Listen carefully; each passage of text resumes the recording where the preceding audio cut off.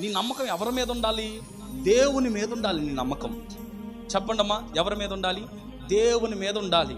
మనం కట్టుకునేటువంటి కాలికి కట్టుకున్న నల్ల దారం మీద మన నమ్మకం ఉంటుంది. అయితే ప్రియమైన దేవుని బిడ్డలారా, అదే దారం కుతికి గట్టిగా కట్టుకోవాలి. అప్పుడేమైందంటే మంచి జరుగుతుంది. ఇది నమ్ముతారా? నల్ల దారం కాలికి కాదు కట్టుకునేది, మెడకు కానీ కట్టుకుంటే సరిపోతుంది. ప్రియమైన దేవుని బిడ్డలారా, చూడండి, అక్కడ గద్దె చెబుతున్నారంటే ఆ గద్దె దగ్గరికి వెళ్తావు నీవు.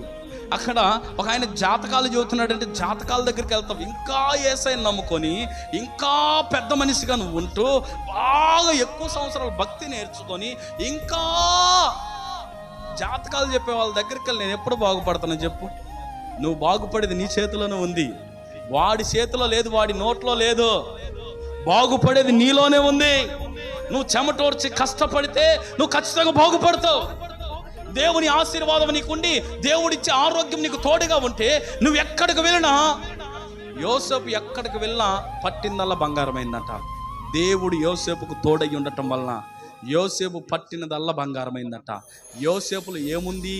యోసేపులో నమ్మకం ఉంది, యోసేపులో విశ్వాసం ఉంది, యోసేపులో దేవుని మీద నిరీక్షణ ఉంది. హల్లెలూయా.